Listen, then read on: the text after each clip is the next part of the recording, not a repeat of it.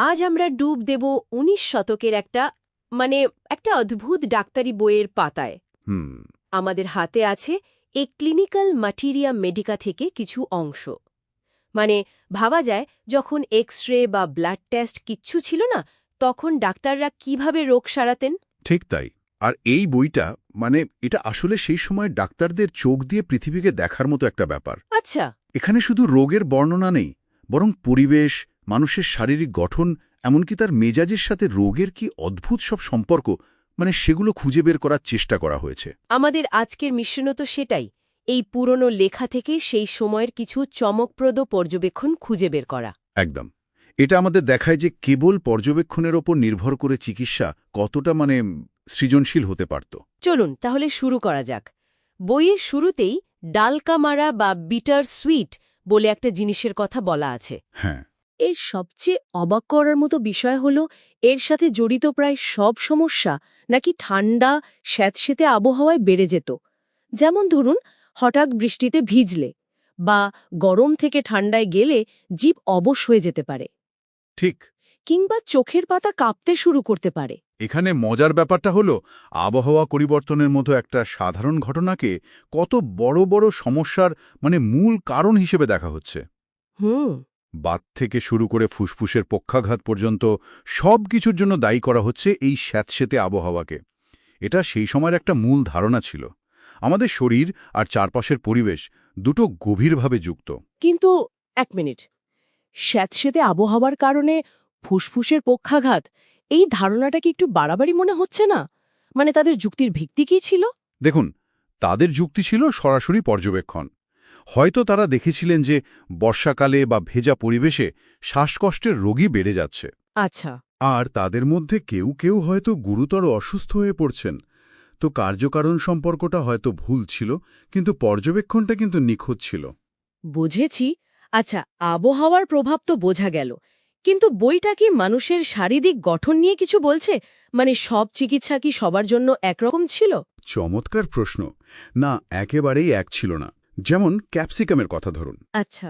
বইটাতে বলা হচ্ছে এটা নাকি বিশেষ করে সেই সব মানুষদের জন্য যাদের শিথিল তন্তু বা ল্যাক্স ফাইবার আছে, যারা একটু স্থূল আর অলস প্রকৃতির। এক মিনিট, শিথিল তন্তু এর মানে কি? এই যে শিথিল তন্তু, এটা বলতে সম্ভবত বোঝানো হচ্ছে সেই সব মানুষদের যাদের শারীরিক গঠন নরম বা থলথলে, ও, আর যাদের জীবনী শক্তি বা মেটাবলিজম কম বলে মনে করা হতো। বই অনুযায়ী এই ধরনের মানুষরা নাকি খুব খিটখিটে মেজাজের হয়, আর তাদের হজম শক্তিও দুর্বল থাকে। বাহ! শারীরিক গঠনের সাথে মেজাজকেও জুড়ে দেয়া হচ্ছে। তবে সবচেয়ে অদ্ভুত যে লক্ষণটার কথা বলা আছে, জলের তেষ্টার বিষয়, যা তাই না? হ্যাঁ, রোগীর প্রচণ্ড জলতৃষ্ণা পাবে, কিন্তু জল খেলেই নাকি সারা শরীরে কাঁপুনি শুরু হবে। এটা কিভাবে সম্ভব? এটাই তো সেই সময়ের পর্যবেক্ষণের সৌন্দর্য। এর পেছনের বৈজ্ঞানিক ব্যাখ্যা হয়তো তাদের কাছে ছিল না, কিন্তু তারা লক্ষণের খুঁটিনাটি খুব মনোযোগ দিয়ে দেখতেন। এটা আমাদের দেখায় যে সেই যুগের শারীরিক গঠনকে প্রায় ভাগ্যের মতো দেখা হতো। আপনার শরীর যেমন, আপনার রোগ আর মেজাজও তেমনই হবে, এই ধারণাটা এক ধরনের পুরনো জেনেটিক্সের মতো। এবার সবচেয়ে নাটকীয় অংশটায় আসা যাক, গ্লোনোইন নাইট্রোগ্লিসারিন। ওহ হ্যাঁ। বইটাতে এর মূল প্রভাবকে বলা হয়েছে রক্ত সঞ্চালনে আকস্মিক এবং তীব্র অনিয়ম। এর কারণে যে মাথা ব্যথা হয়, তার বর্ণনাটা শিউরে ওঠার মতো। বলুন তো। মনে হবে যেন ঘাড় দিয়ে রক্ত মস্তিষ্কে ধাক্কা মারছে আর হৃৎস্পন্দনে তালে তালে মাথায় হাতুড়ি পেটাচ্ছে। আর এর প্রভাব শুধু মাথা ব্যথায় সীমাবদ্ধ ছিল না। সানস্ট্রোক, খিঁচুনি বা চোখ কোটর থেকে বেরিয়ে আসার মতো ভয়ঙ্কর লক্ষণের পেছনেও এই রক্ত সঞ্চালনের বিশৃঙ্খলাকেই দায়ী করা হয়েছে। ও বাবা! তবে সবচেয়ে অদ্ভুত মানসিক লক্ষণটির কথা ভাবুন। চেনা রাস্তাও হঠাৎ করে অচেনা মনে হতে শুরু করে। ভয়ঙ্কর ব্যাপার। তার রক্তচাপের কারণে মানুষ নিজের চেনা জায়গাও ভুলে যেতে পারে। এটা তো কোনো হরর সিনেমার প্লটের মতো শোনাচ্ছে। ঠিক তাই। এটা মস্তিষ্কের ওপর প্রচণ্ড চাপের একটা স্পষ্ট ইঙ্গিত।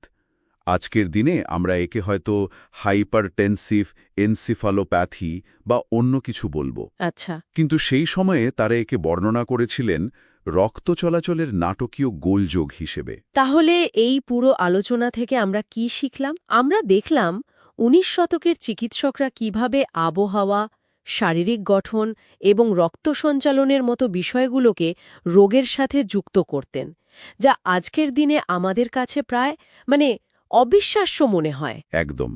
আরেকটা চূড়ান্ত ভাবনার বিষয় বলি। বইটাতে এমন সব সূক্ষ্ম লক্ষণের কথা বলা হয়েছে যা দিয়ে গ্লয়েনিনের মতো শক্তিশালী পদার্থের সাথে অন্য একটি পদার্থের পার্থক্য করা হতো। যেমন ধরুন, মাথা ব্যথা হলে কি মাথায় কাপড় জড়ালে আরাম লাগে নাকি কাপড় খুলে ফেললে। ও আচ্ছা। এই ধরনের খুঁটিনাটি লক্ষণ আমাদের ভাবতে বাধ্য করে যে যখন আধুনিক প্রযুক্তি ছিল না, তখন চিকিৎসকরা কেবল তাদের ইন্দ্রিয়ের উপর নির্ভর করে কতটা গভীরে যেতে পারতেন। শরীরকে বাইরে থেকে দেখে ভেতরের অবস্থা বোঝার জন্য তাদের পর্যবেক্ষণ ক্ষমতা কতটা শাণিত ছিল।